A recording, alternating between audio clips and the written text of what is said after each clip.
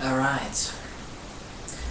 Well, the wrist is getting tired little by little. It has been about 1 hour, but still push it. Let's go for 120.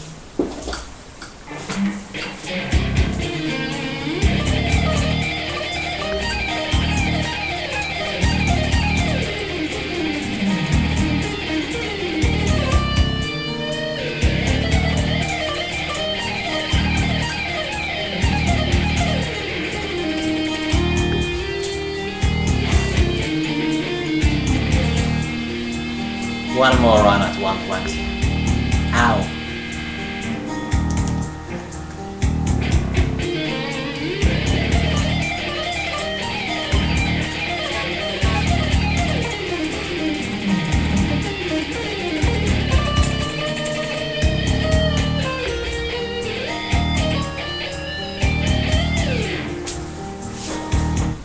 Okay.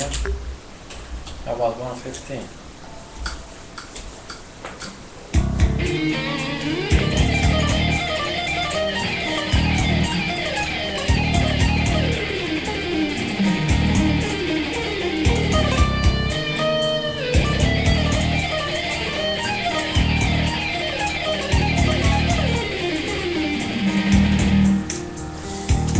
Okay, let's give it a little rest and then go straight back to 115. Let's see some boring video with Dave Mustaine and Chris Bradley. It was cool to have a guitar that sounded the way that I wanted it to sound without me having to adjust the amp a lot. You know, this is one of those guitars you can just plug in and it sounds good. Can you run us through the live rig you're using right now as far as amps go? No, I can tell you as much as I know about it. It's all Marshall, and then we have Digitech.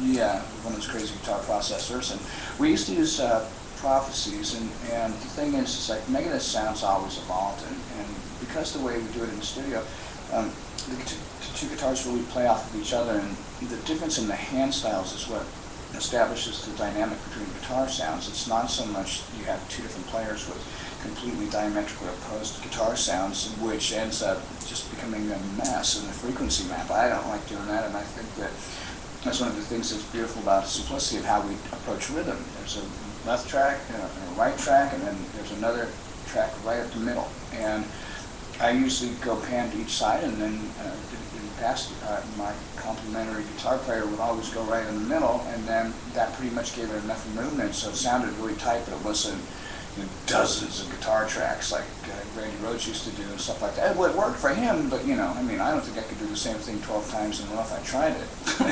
So, for me, all right, 115.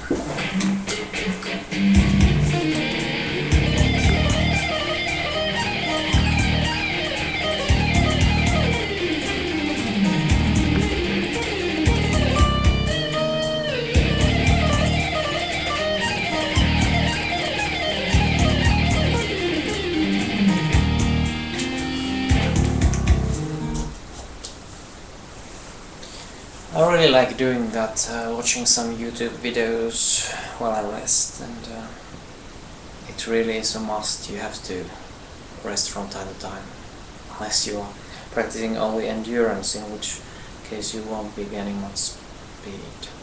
So you have to do a few repetitions. When you cannot do it well, you stop and you rest until you can do it some more. Repeat, ex infinite.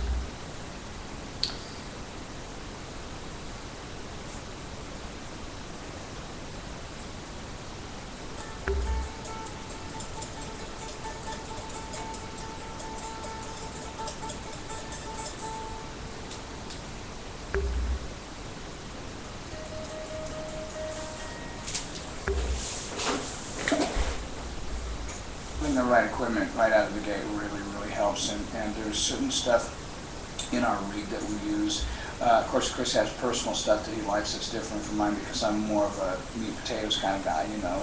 I do really good with a few colors, and I've always had really great guitar players to compliment me that, you know, fully knew how to use the whole palette. You know what I'm saying? Preamp, I think that's also done just for simplicity and ease. You know, so we can get a diverse set of tones, but still keep it simple. We don't need a ton of different amps breaking down, you know, night after night. I do know that there's a lot of top quality stuff out in the marketplace right now, and we. 150.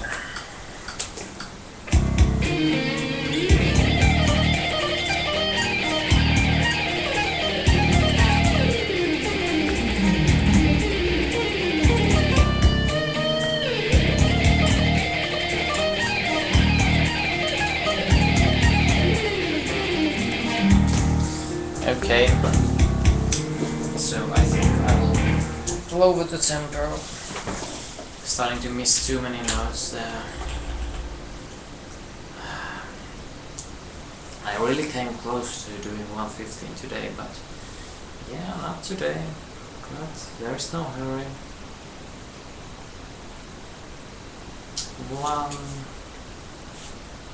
110.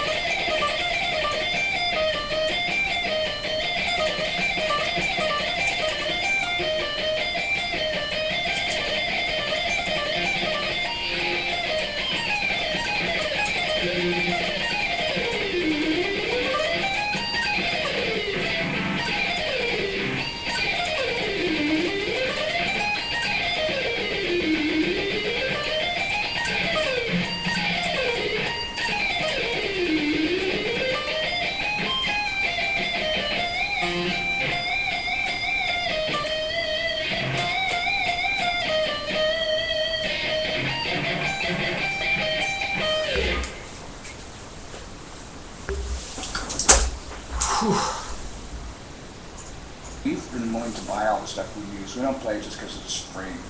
You know, that's, I think, whoring yourself out. And the thing with Marshall, I've played Marshall forever.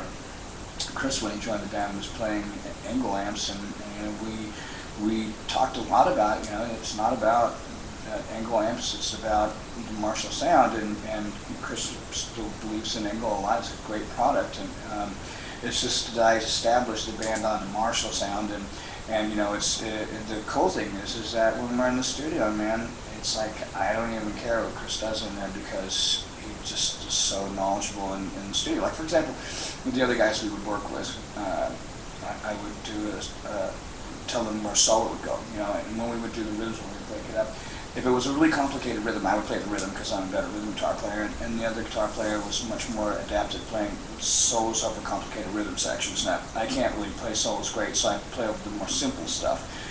And with the other guitar players, whenever the solos would come in, I'd have to go and listen to them because it's just like, all right, what happened today, you know? And I remember one time I got in this huge fight with Dan Huff because of the solo for Trust. I thought it was missing some stuff in the beginning. I still do. Every time I hear that solo, I'm hearing the part that's supposed to be there that's missing. So, but with Chris, man, I had two times that I spoke to him at all. We were in Manchester, and it was the very first solo he did on 1320, and I said, this is not the right direction to how we're going to do things. And he said, okay, let me see what you're going to do. And I said, okay, this is what I was going to do. And I put down a couple solos, and went, and he went home, and then the entire record, all those millions of notes on Endgame, there was one thing I said I didn't like. He had a dive bomb thing, and he went like, boom, and it just, is that what it's called? You know where you know.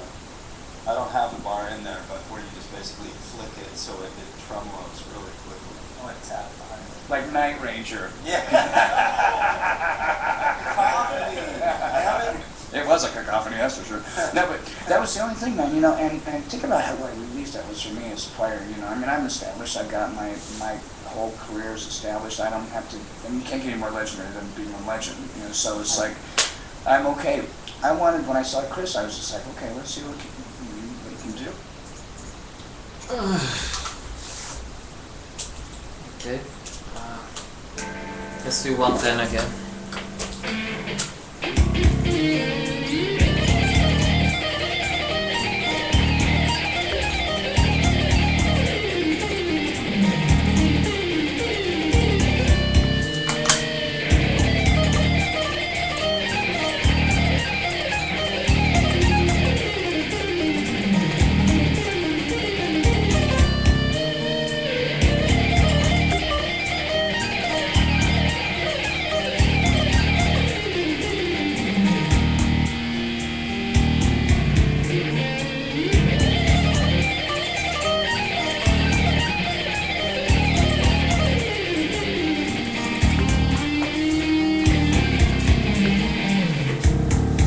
Let's do 100.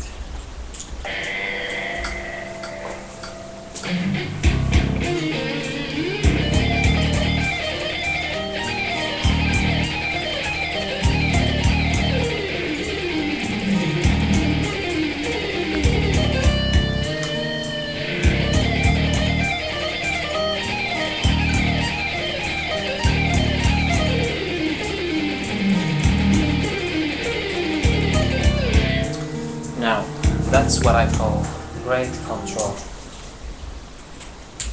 Very, very calm, in control. How about 105?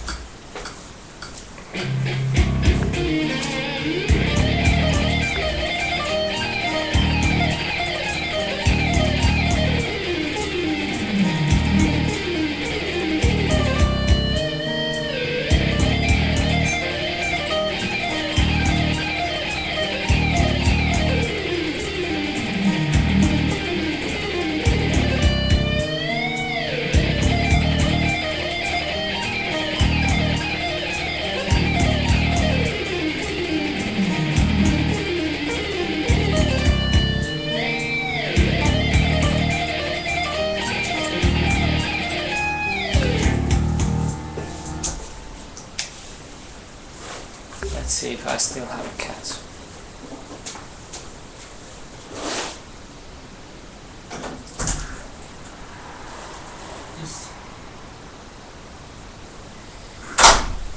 Yes, I still have a cat.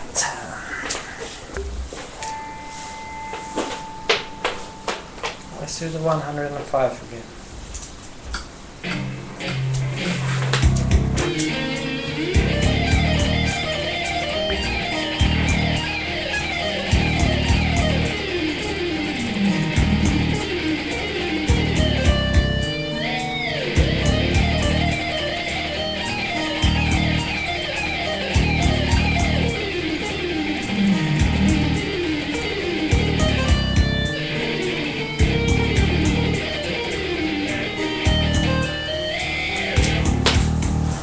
Okay, a little break and then let's hit 115 once again.